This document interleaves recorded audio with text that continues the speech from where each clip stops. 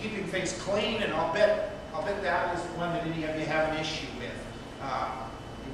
You want where your birds are housed to be just as clean as possible, just from an aesthetic point. Plus, you're in town, you got neighbors, you sure don't want them being mad because of the smell. So, I mean, those are things that kind of make sense.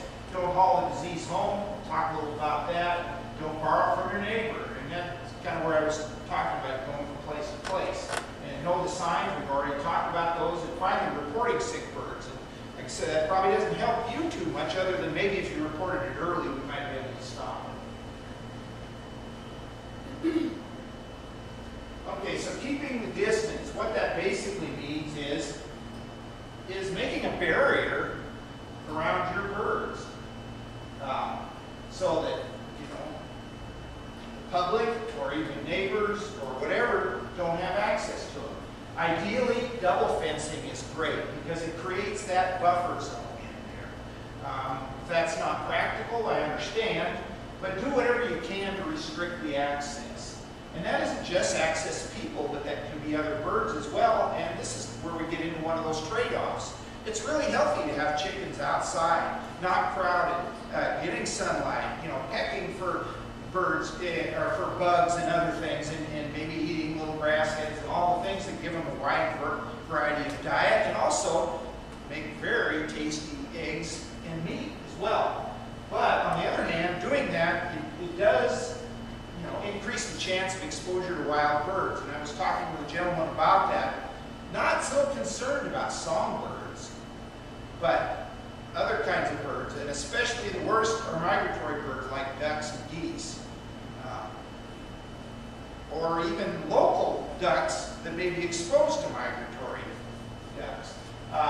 Jays and crows are an issue because of West Nile virus. They seem to be more susceptible to it than our songbirds, and certainly don't want to get West Nile virus in your chickens. It probably would see. They're not as susceptible, but if they got the virus, and then mosquitoes might transmit it to you, and you probably know that that can be a serious condition in people, especially if you happen to have something that compromises your immune system. So, as best you can, keeping them away from wild birds, and I know that it's hard to do, is probably best. And we talked about keeping other people away, and I think a little further down here, talk about what to do as far as, if people do visit your birds, what you can do to help, help lower the risk. So don't let them have access to your birds. If they want to see them, looking at them from a distance rather than getting them against the coop or even in the coop is probably best. And then, I already talked about the wild birds or migratory waterfowl.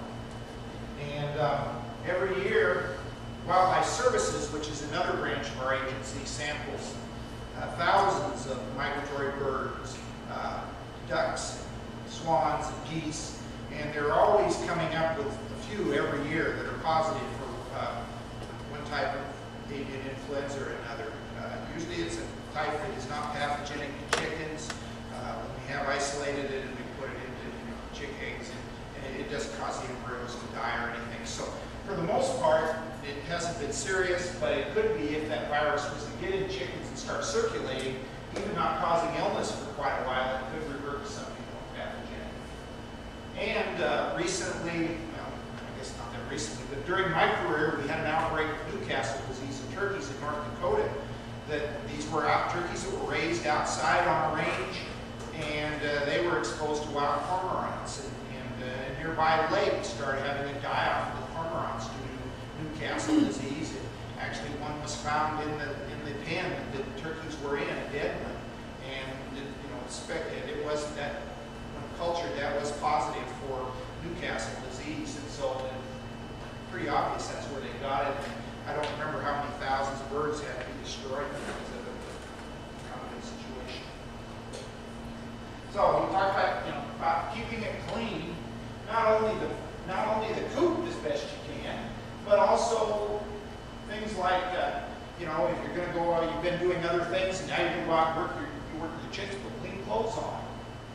That seems like maybe that's a little backwards because you think you want to put clean clothes on after you worked out there, but not wearing clothes that you've been out in the garden with, where maybe wild birds have been or other things in there. Make maybe just having clothes that you just use for that purpose, some coveralls that you put on when you're going to go into the coop, and then maybe you don't have to wash them every time, but you keep them fairly clean. Scrubbing your shoes with a disinfectant both before you go in and after you come out is really important. And just like with our flu preventative measures that we do for people, washing your hands thoroughly, both before and after. Keeping your cages clean and changing food and water daily. And again, I think I'm probably preaching to the choir, but clean water is so important. Leaving it out there where it gets algae growing in and everything. Some algae can produce toxins, and we really don't want to do that. And cleaning and disinfecting equipment, and that's really more along, for instance, I don't know if you raise and then all of a sudden, maybe you're going to bring in a new batch. Well, you've butchered your old ones or whatever, or maybe, or you hatched them out and that bunch is out of there and you're going to be putting in a new bunch. Really do a thorough job of cleaning, disinfecting it, and if possible, even letting it sit dry for a while. Nothing, especially if it's in the sunlight. Nothing is better than sunlight if something is clean at killing viruses and bacteria. And any tools or anything you use, especially if you brought them in from outside, cleaning them and disinfecting them is really helpful. And when you do clean and disinfect something, getting as much organic material off as possible is really important.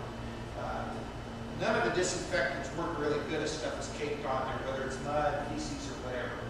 And properly disposing of dead birds, that's kind of a no-brainer. Nobody wants to have them around anyway.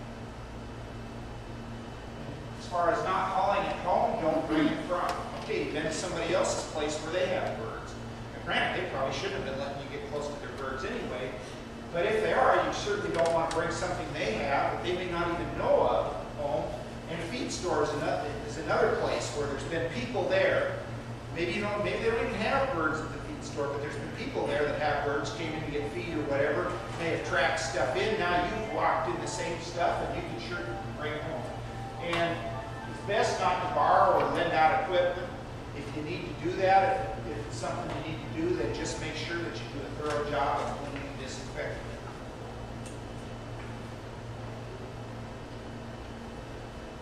And again, you've been to a fair or exhibition. If you've took cage birds there, you want to keep them separate when you bring them back home.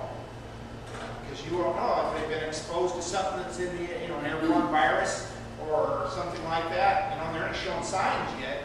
Yeah, they look healthy, but 2 or 3 days from now, they might all of a sudden get sick, and then you expose the rest of your birds. And I think this is a really important one, and I get calls all the time where somebody got some new birds and brought them home, and a week later, all of a sudden, they're sick and dying, and and they put them in with their other birds. And 30 days seems like a long time, but it's time and time again, we've shown it to be, if you keep them separate that long and they're still looking healthy, your risk is pretty low. As far as don't mixing birds in cages, if you keep them in separate groups, that's best, but I understand that's not always possible in a backyard situation, and especially different species. If you've got chickens and ducks, keeping them separate and not sharing any facilities, that'll go a long ways towards preventing disease. We talk about not sharing lawn and garden equipment, or especially poultry supplies, but any of those can bring them home. They can disinfect them, and should help. Best not to do it at all. And don't share wood or paper products, and that's because it really is pretty hard to do a good job of disinfecting things that are porous like that.